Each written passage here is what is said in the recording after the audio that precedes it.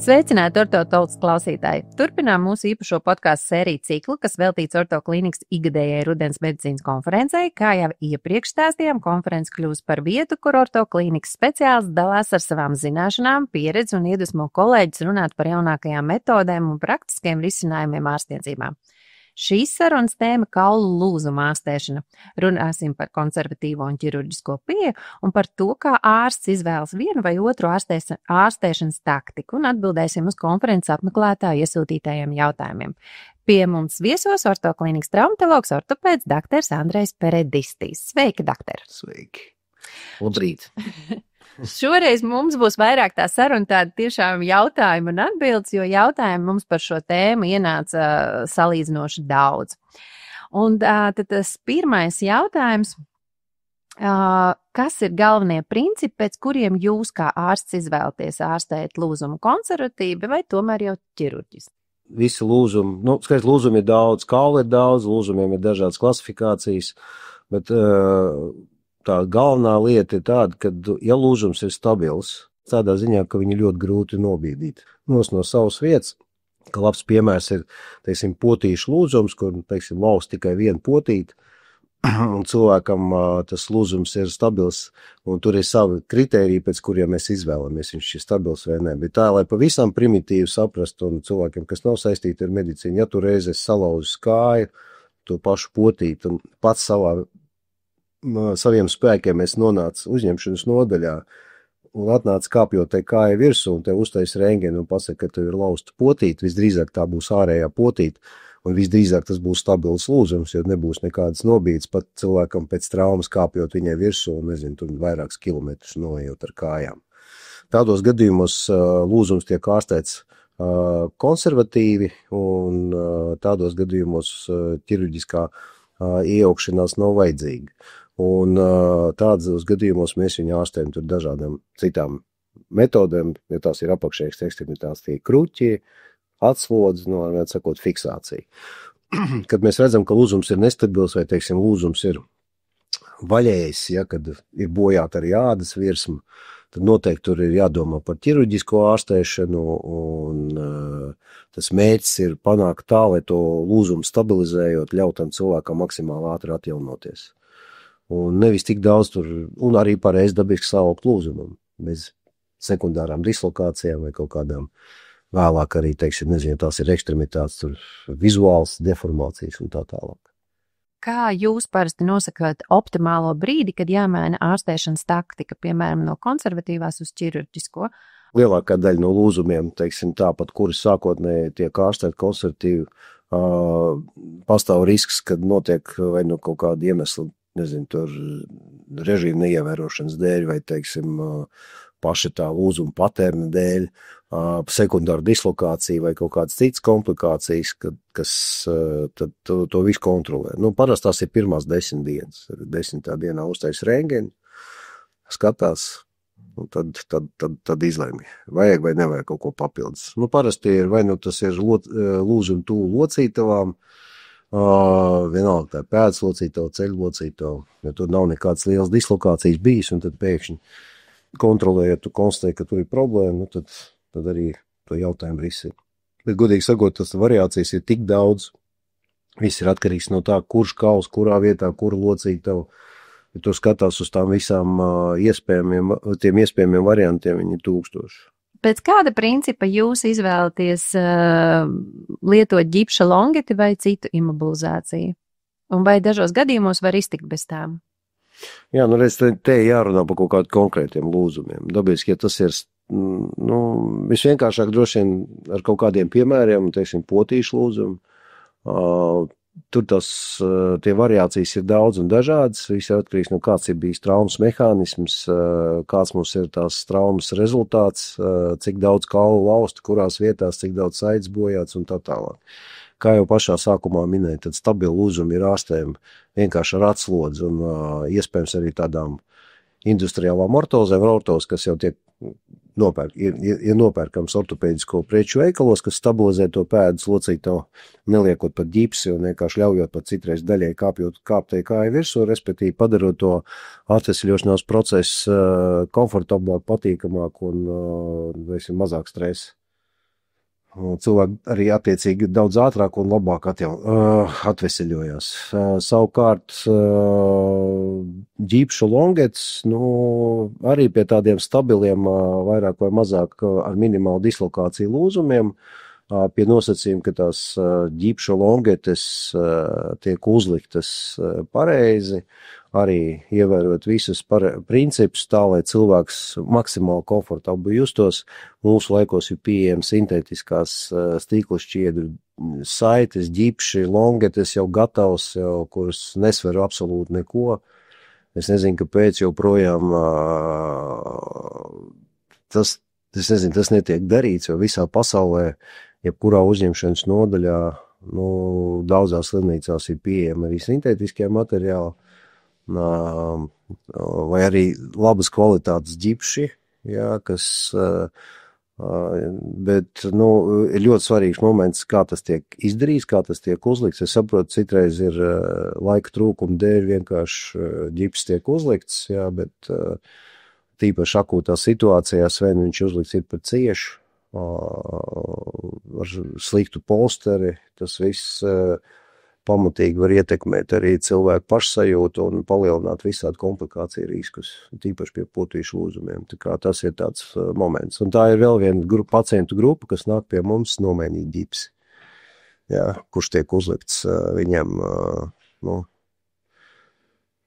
citā iestādē, bet mēs viņu visu to pārtaisam tikai tā, lai tas cilvēks justos komfortablāk, jo tad ģipsis sāk spiest, ticiet man, tas ir nenormāli sāpīgi. Nākamais arī jautājums par to, jūs arī konferencē par to minējāt par šo pareizo ģipšu uzlikšanu.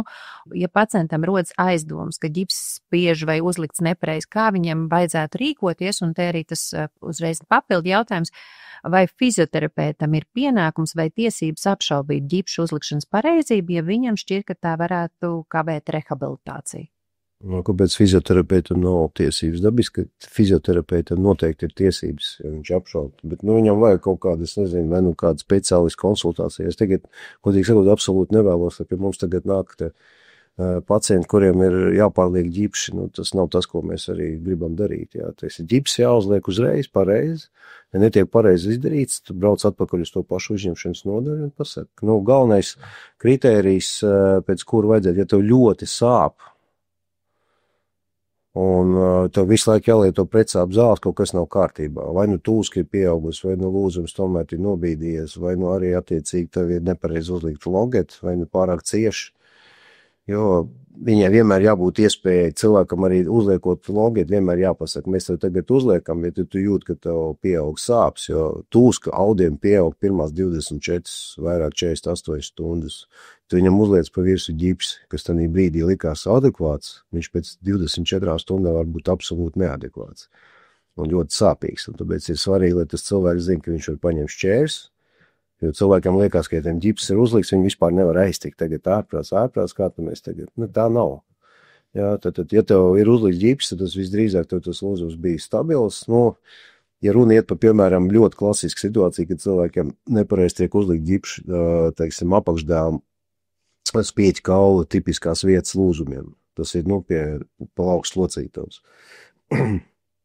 Joprojām viņus reponē tos lūzumus, respektīvi liek vietā diezgan tādā nefizioloģiskā stāvoklī, atstājot roku un fiksējot viņa ģipsi, kas pats par sevi jau rada diezgan lielas problēmas. Un, jo daudz šos lūzumus principā būtu jāārstē ķirurģiski, lai nodrošinātu gan adekvātu fiksāciju, gan arī izvairītos. Un es pats to nedaru, bet ir cilvēki, kas ar to nodarbojas. Arī mums ir ārsti, kas ārstē tieši tādu veidu lūzumus. Un neadekvāti uzliks ģips šādā gadījumā var veicināt gan arī vēliņu, arī kustību ierobežojumu, sāpes, lēnu atjaunošanos procesu, daudz visādas problēmas, visādas karpālo kanāla sindroms, posttraumatisks un tā tālāk. Un dabiski tā locīte jau nekad arī normāli nekustēsies pēc tam, nebūs tās pilnās amplitūdas. Jo tu esi jaunāks, jo tas ir svarīgāk. Skaidrs ir cilvēkam 80 gadu, viņš ir salauz, viņš saka, man pilnīgi nav. Un tā ir tā deformācija, neko man nevajag operēt, es esmu gatavs ar to sadzīvot. Tāda situācija, bet tur ir ļoti svarīgi pareizi uzlikt longetu. Tad galvenais tas indikators ir sāpes uzliekot. Viens no svarīgākajiem, tas ir tāds, no dabas dots veids, kā mēs saprotam, ka kaut kas nav kārtībā. Mums ir tiesības braukt un palūgt, lai mums viņu Es nezinu, ka mums kur tas ir ierakstīts, bet es domāju, tas būtu pareizi. Kad tev jābrauc atpakaļ tur, kur tev ir uzlikuši, un vienkārši jāsaka klausties. Man ir slikti, jā. Viss ir labi līdz tam brīdim, kamēr tas nebeidzās ar kaut kādu, kā es minēju tur savās lekcijās par tiem kompartmentu sindromiem, tā saucamiem, kad viņam vienkārši tas uz to sāpju, tas sāpes nav vienkārši ne no kurienes, tur vienkārši tiek pārtraukt normāla apasiņošana. Tu vari panākt to, ka tev vienkārši nekrutizējās audi, jā, tādu gadījumu arī redzēt. Tīpaši runiet par apakštilpu kaulu lūzumiem, runiet par apakšdāmu kaulu lūzumiem, ļoti vienkārši nonāk tādā situācijā. Mūsdienās aizvien biežāk, un arī jūs jau minējāt, kad ir dzirdam par šiem jaunajiem ģipšu materiāliem un arī par 3D ortozēm. Kādus inovatīvus materiālus jūs izmantojat imobilizācijai ortoklinikā? Mēs neko inovatīvu nelietojam. Mēs lietojam ortozes ļoti daudz, jau gatavs. Tāpēc, ka tas ir ērti, tas ir ņemams nost. Tur viss ir pārdomāts, tur nav runiet par tiem pašiem apakšdēlu kaulu lūzumiem. Dabiski mēs lietojam arī tos stiklu šķiedu longetes vai gatavs jau, vai saites tāds saucamās. 3D ortos mēs nelietojam. 3D bija lielas cerības, bet tik nonākot pie tā, ka tajā 3D ortos tev jāpagatavo tur nezinu cik ilgi, un kamēr tu tur visu to sagaidi beigās. Godīgi sakot, liels iegūms manā skatījumā tur nav.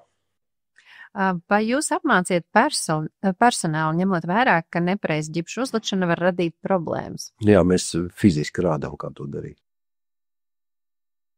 Tā kā mūsu ārsti palīgi, kas ar to bieži vien nodarbojās, viņi to visu ļoti labi zina. Bieži pacienti jautā, ja ģipsis ir 4 līdz 6 nedēļas, vai pēc tam obligāti nepieciešama ortoze vai bandāža, vai var iztikt bez tām? Skatoties, par kuru lūzumu iet runa. Jā, teiksim, tas nav precizēts. Varbūt tā ir ahilēja cīpslis, nezinu, kur sašūt un kur ir uzlikt longēt, pēc 4 nedēļām noņem ģips, uzliek tā saucamo, angliski tas saucās walking boot, tas tāds staigājumais zābaks, ko tu pēc tam sāc slogot to kāju ar vien vairāk, tā. Tas, respektīvi, ka jāizskata. Nevienmēr, citreiz ir vajadzīgs ortos, citreiz ne, viss ir atkarīgs no lūzuma veidu un tā lokālā stāvokļa, un tad tu godīgi sakot, to lēmumu pieņem parasti kārtējā apskats vizītē un tā. Nākamais jautājums tieši par atkārtoto šo apskats vizīti. Vai pēc lūzuma obligāti ir jāveic rentgena izmeklējums, vai var iztikt bez tā, ka speciālists vienkārši apskata vietu? Es domāju, ka rentgens ir pietiekami labi pieejama izmeklēšanas metode, relatīvi lēta. Un es domāju, un tas starojums tur vispār absolūti nekāds nav, mūsdienīga aparatūra, kas praktiski ir pieejama daudzās vietās Latvijā, nevajag sarežģīt. Izdarot pareizās projekcijas, var pateikt, ir, nav. Liek reiz labāk pārliecināties. Vai sāpes lūzuma vietā vairāk kā pēc gada var uzskatīt par normālu parādību? Pēc gada? Jā. Atkarībā no tā, kāds ir lūzums. Ja tas ir lūzums, kas ir bijis tuvu locītavai, tad tas ir normāli. Parasti tie lūzumi ir tādi, kas vēl gadu pēc tam vai pat pusotru var radīt problēmas. Iespējams, kaut kādi palikušas arī kustību ierobežojumi. Ja tas ir kaut kāds stobra kaulu lūzumi, tad jāskatās, vai tur lūzumam viss ir kārtībā. Tādiem lūzumiem gan nevajadzētu sāpēt. Šeit ir konkrēts gadījums un līdz ar to arī konkretizēts jautājums. Mēģināšu viņu pareizi izrunāt. Vai pēc potītes laterālā maleolusa abulsijas lūzuma? Jā. Mediālā vai laterālā? Tas laterālā. Tas ir saiti noplīsus kopā ar kaulu mazu fragmentiņu. Šādu varēja arī uzrakstīt. Jā. Maleolus tas ir potīt. Tas ir faktiski, laterālās sārējās potītes tāds atrāvuma lūzums. Jā. Jautājums 18 gadus vecam pacientam tiešām 18 gadi, vai viņam nepieciešama ortopēdiskais zābaks uz 6 nedēļām, vai tomēr šie periodi var atšķirties? Klausies, es nezinu. Es domāju, ka tas ir diezgan stabils tāds lūzums, viņa sauks. Es domāju, kādu laiku jāpastaigā ar kruķiem un iespējams nofiksēt vajadzētu pat netik daudz to walking boot, jāliek pārāk masīvs, var uzlikt pilnīgi tā saucamo sānu ortozi, kas nodrošina pēdas locītavēs sānu stabilitāti. Un, es nezinu, 3-4 nedēļas atkarībā no sajūtas, tad staigāt vai ar vai bez kruķiem. Sākotnēji ar kruķiem noteikti pirmās 2-3 nedēļas tālāk skatīties pēc sajūtām. Kāds tādam lūzumam ir iespēja, ka viņš var nepieaugt arī. Neatkarīgi no tā viņam ir tas walking boots vai ģips un tā tālāk. Bet speciāli tur kaut ko darīt, es domāju, ka nav nepieciešams. Cik bieži un kādos gadījumos kā galveno ārstēšanas veidu jūs izmantojat ārējo fiksācijas aparātu? Mēs ļoti reti ortoklīnikā mums tāda akūta pacienta nav. Ārējās fiksācijas aparāts tiek lietots tad, kad pacientam ir vaļējs lūzums. Un parasti tie aparāti tiek izmantot kā tāda temporāla ārstēšana līdz tam brīdim, kamēr tiek sadziedēti mīkstie audi, un tad to pēc tam visu to ārstēšanu pabeidz ar aparātu noņemšanu un tad iekšējo fiksāciju. Ir, kad ārstē lūzums arī līdz pat pašam galam ar ārējās fiksācijas aparātiem. Agrāk tas bija ļoti populārs ārstēšanas veids, faktiski traumatoloģijas slimnīca, bijušais traumatoloģijas ortopēdijas institūts, tā saucamais, tad viņš to arī nodarbojās, kad lūzums ārstē ar ārējās fiksācijas aparātu. Tā tas bija. Visu pasauli tad brīdī gāja uz iekšējo fiksāciju, mēs visu laiku no ārpuses. Komplikācija daudz, ja tāda definitīva ārstēšana ar ārējo fiksāciju apdrauda visādiem osteomielītiem un tādām lietām. Jo tur lūzumi citreiz jāaudzē, nezinu, tur vairākus mēnešus, pusgadu. Cilvēks tagad 2 gadus ar aparātu. Tā kāja, roka izskatās vienkārši briesmīgi pēc tā. Un pateicoties tām tehnoloģijām un iekšējai fiksācijai, kas ir iespējama tagad daudz visādas anatomiskās plāksnes, viss kaut kas, ja tāda iespēja pastāv, tad dabīs lūzums tiek ārstēts tādā veidā. Bet ārējās fiksācijas aparāts nekur nav palicis. Situācija, ka tev ir cilvēkam salauz, nezinu, 4-5 ekstremitātes, viņš ir smagā stāvoklī. Vispār ir tīpaši politraumā. Viņam visi tie lūzumi jāfiksē. Ārējās fiksācijas aparātu uzlikt, tur 15-20 minūtes. Tu var salikt visām ekstremitātēm, un tu visām 4. Visām. Es esmu līdz, kad es vēl strādāju, tad, kādreiz traumatoloģijas slimnīcā, dežūras laikā tur līdz 5 aparātiem varēja uzlikt. Un vienam cilvēkam, pateicoties tam, ka tu tos lūzumus nostabilizē, nevis ieliec ģipsī vai vēl kaut kādā veidā, kā bieži vien arī, diemžēl, citreiz to dara. Tad to cilvēku ir daudz vienkāršāk kopt, un tu vari viņu, teiksim, kontrolēt labāk. Tīpaši, ja tas cilvēks ir tik smagā stāvoklī, ka viņā jāpiek reanimācijā, tad noteikti visi tie ekstenzijas, kas tur visi tās piekaramās bumbas, visas kādreiz bija populārs, tas viss atkrīt, uzliet tas ārējās fiksācijas aparāts, tas cilvēks ir grozams, liekams visādos veidos, viņu var sēdināt, un pēc tam, kad viņš jau ir atkopies un viss kārtībā, tad viņam sāstē tos lūzumus jau, tā kā tu uzskati pa vajadzīgu. Tā tas tiek darīts. Apvienojot vairākus jautājumus, pēc lūzuma fiksācijām ar skrūvēm, plāksnēm, šie metāla elementi, viņi vienmēr vēlāk ir jāizņem, vai viņi var tomēr palikt uz visu mūžu? Ir lietas, kas jāņem ārā, ir tāds atsevišķi fiksācijas veidi, bet lielākai daļai principā var atstāt vispār un nereizēties par to. Vienīgais, ja tu skaties perspektīvā, ja viņam, teiksim, ir ielicis stobru kaulam kaut kāds tā saucamie intermedulārie stieņi vai tādi, kas kanālos ir iekšā, ja? Tu nezini, kā tam cilvēkam būs nākotnē, un nezinu, viņam nodils celes. Tad noteikti viņam, lai ielikt jaunu celi, viņam vajadzēs to stieni izņemt ārā, un tas vairs nebūs iespējams pēc, 20-30 gadiem, tik vienkārši.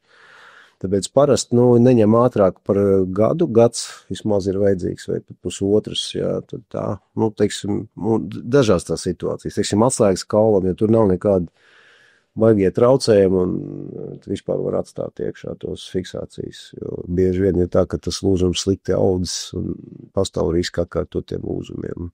Tur daudz visādas lietas, un tā kā augšējā ekstremitātē bieži vien atstāju tos metālus, un apakšējā ekstremitātē biežāk ņem ārā. Bet viennozīmīga indikācija metāla konstrukcijas izņemšanai ir infekcija, fiziski traucē, vai metāla konstrukcija ir izkustējusies un sākus reāli radīt sāpes un kustību ierobežojumus, tad nav jautājumu, kas ir jādara.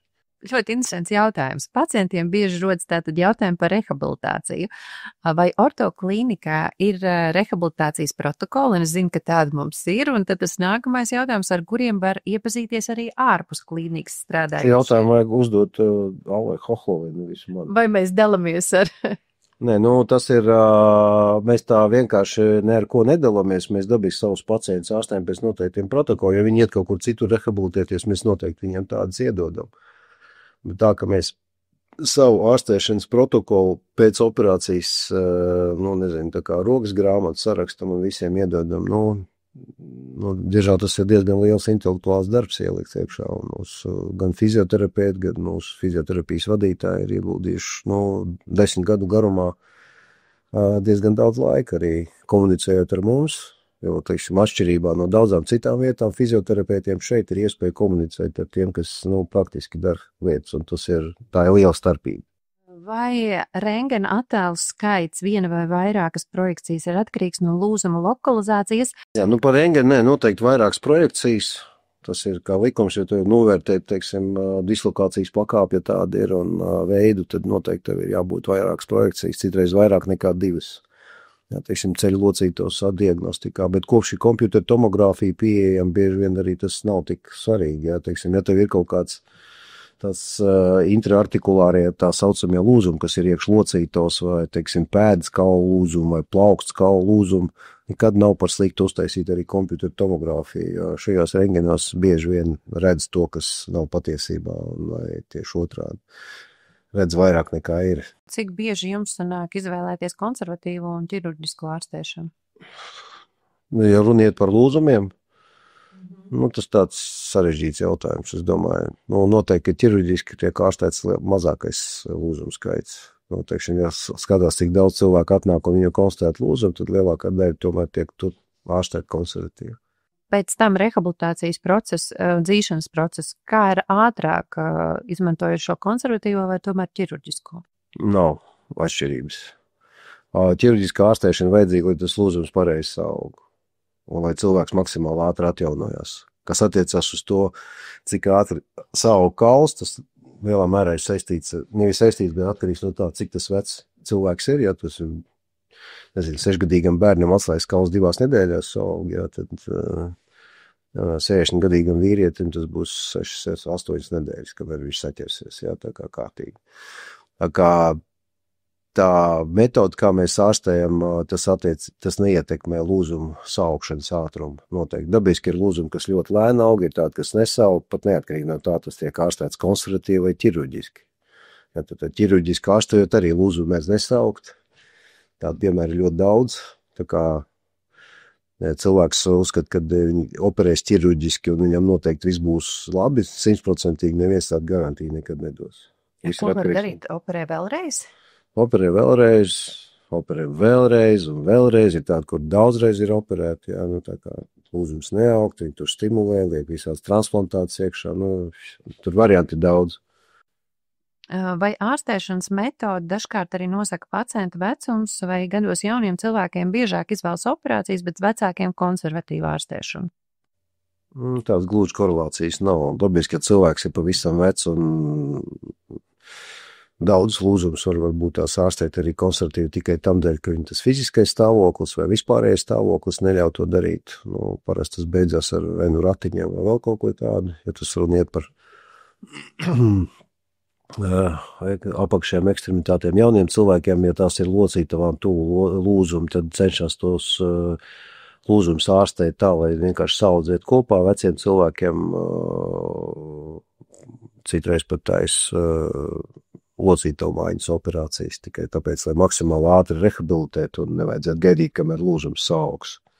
Un vēl viens tāds konkrēts jautājums, konkrēts gadījums un konkrēts jautājums, kādas ir tālākās terapijas iespējas pacientiem, kuriem pie komplicētajiem lūzumiem ārstēšana ar ārējo fiksācijas aparātu nedod vēlamo rezultātu un veidojas komplikācijas. Un kāds ir risinājums, ja, piemēram, tibijas lūzums neieaug jau 2 gadus pēc traumas? Godīgi sakot, jāskatās. Tas ir tāds ļoti komplicēts jautājums. Dabiski, ka ārējās fiksācijas aparāts stāv 2 gadus. Man stipri iedomāties, ka tā kāja Pirmkārt, viņi izskatās diezgan dīvaini, un skaidrs, ka tur mīksto audu problēmas arī diezgan pamatīgas, ir infekcijas risks arī liels, lūzums nesaug, jautājums, kāpēc, jā, vai nu tā, neskatoties uz ārējās fiksācijas aparātu, tā nav pietiekami stabila fiksācija, tad vienu jāpāriet uz tādu iekšējo fiksāciju, bet pirms tam arī pamatīgi jādomā, kā sārstēt tos mīkstos audus, lai tā viņi ļautu to operāciju izdarīt.